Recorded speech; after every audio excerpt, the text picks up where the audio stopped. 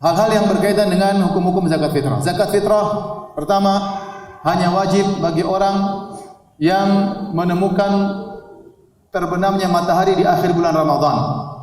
Menemukan terbenamnya matahari di akhir bulan Ramadan. Kalau ada seorang masuk Islam menjelang maghrib di akhir bulan Ramadan, maka dia kena wajib zakat fitrah. Kalau dia mau bayar, maka dia harus bayar. Tapi kalau dia masuk Islam setelah azan maghrib, malam takbiran, tidak wajib. Paham? Tidak wajib.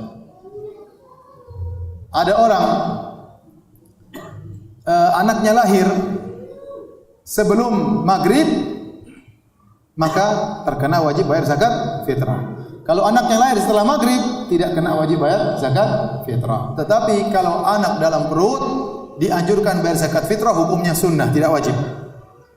Tapi kalau dia lahir sebelum maghrib, jadi hukumnya apa? Wajib. Dia lahir setelah maghrib, malam takbiran, tidak wajib. Paham? Jadi dia berkaitan dengan orang yang menemukan malam atau terbenam matahari. Ada orang meninggal sebelum takbiran, sebelum azan maghrib, kena wajib zakat fitrah enggak? Enggak, karena dia meninggal sebelum maghrib di hari terakhir. Tapi kalau dia meninggal salat isya di malam takbiran, dia sudah kena zakat fitrah. Maka orang walinya yang membayarkan zakat fitrahnya. Paham ini? Baik. Ini yang pertama. Yang kedua, zakat fitrah berapa harus dibayar? Yang dibayar zakat fitrah adalah satu sa' dari kalau zaman dahulu min tamar, dari korma, dari zabib, dari kismis, kemudian dari syair, dari gandum, dari bur, dari gandum juga. Ya, intinya secara umum pendapat ulama mengatakan satu sa'. Ada sebagian ulama mengatakan kalau bur setengah sa', tapi yang secara umum satu sa'. Nah, satu sa' itu adalah ukuran volume, literan, bukan berat. Dan satu sa' itu adalah 4 mud. Satu mud itu begini. Dengan ukuran tangan orang yang sedang, kalau dia mengambil korma yang kering, dia ambil begini. Ini 1 mud, 2 mud, 3 mud, 4 mud. 4 mud lah 1 sa'. Dahulu ada seorang ulama di kota Madinah, kalau dia bayar zakat, dia bayarnya begitu, enggak usah timbang-timbang.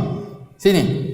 Dia ambil beras 1, 2, 3, 4, 1 sa' selesai. Enggak tahu berapa beratnya. Karena 1 sa' itu 4 mud. 1 mud itu begini, 1 begini. Ya, tergantung gunungnya seberapa bisa berubah. Tapi wajar lah kalau dia ambil begini, wajar yang wajar 1. Entah berapa. Tapi maka tatkala dikonversikan dari volume menjadi berat, ini berubah berbeda-beda. Ya. Berat 4 beginian kismis, maksud saya anggur yang sudah kering, beda dengan 4 ginian beras, itu tidak, beratnya beda-beda. Beda dengan 4 ginian korma, beda dengan 4 ginian gandum. Maka tatkala dikonversikan dari ukuran volume menjadi ukuran berat, ini timbullah khilaf di kalangan para ulama. Saya baca-baca tentang beras, maka mereka bedakan lagi. Kalau beras India berapa, beras ini berapa kilo, mereka detail. Beras Indonesia kecil-kecil berapa. Intinya kalau antum hati-hati bayar 3 kilo. Karena rentan ada 20, ada yang bilang 24, ada yang 2,8. Intinya lebih hati-hati, ada yang mengatakan 3. Udah ente bayar 3 kilo aja. Lebih aman. 3 kilo. Saya rasa di sini mungkin 2,5. Ada pendapat 2,5. 2,5 oke, tapi saya bilang lebih hati-hati bayar berapa? 3 kilo. Karena itu konversi dari volume menuju ke berat.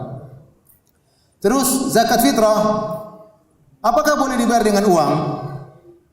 Ijma' ulama, bukan ijma', jumhur ulama mengatakan harus dengan beras, harus dengan makanan pokok. Kalau tidak dengan makanan pokok maka tidak sah. Pendapat Hanafiyah mengatakan boleh dengan duit. Pendapat tengah adalah pendapat Syekhul Islam Ibnu Taimiyah rahimahullah taala, boleh dengan duit kalau dalam kondisi hajat, sangat-sangat keperluan. Contoh, kita mau bayar beras, bayar zakat sampai semuanya punya beras. Dia enggak butuh beras, dia butuh misalnya Allah alam bisawab ya. Ini semua orang punya beras ya. Dia butuh lauk misalnya ya. Tidak butuh beras lagi ya. Allah alam bisawab, tapi lebih hati-hati, saya katakan lebih hati-hati adalah dengan beras, karena pendapat 3 madhab, bahkan mereka mengatakan tidak sah kecuali dengan apa? Beras. Kecuali dengan beras. Contoh, kita nggak bisa bayar dengan beras. Contohnya ada suatu kepulauan atau suatu tempat kita kirim beras nggak bisa ke sana. Ya udah kita kirim duit aja. Kirim duit, mungkin beli beras nggak sempat, ya udah bagi duit. Kalau memang dalam kondisi tertentu. Tapi hukum asal kita berusaha bayar apa? Beras. Nah, kalau ada orang, kita petugas amil zakat, ada yang bayarkan uang, kita bilang, ini uang saya mau belikan beras ya. Jadi kita tetap bagi apa? Beras. Lebih hati-hati, lebih afdal, dan sepakat kalau beras, semua sepakat sah. Kalau duit, jumhur mengatakan tidak sah, Hanafiyah mengatakan apa? Sah. Ya, lebih hati-hati beras, kecuali dalam kondisi terdesak baru kita bagikan dengan uang kalau memang kondisi terdesak dalam kondisi-kondisi tertentu. Kemudian kapan dibayarkan? Dibayarkan boleh sehari atau 2 hari atau 3 hari sebelum lebaran, boleh. Jadi kita boleh keluarkan zakat karena sekarang distribusi enggak mudah. Kita boleh distribusi zakat misalnya hari ke-29 boleh, hari ke-28 boleh, hari ke-27 boleh. Terutama mungkin perlu, tapi kalau paling bagus yang menjelang lebaran. Kalau memang kita merasa mampu untuk membagikan di menjelang lebaran, itu yang terbaik. Bahkan yang terbaik adalah sebelum kita sholat Id.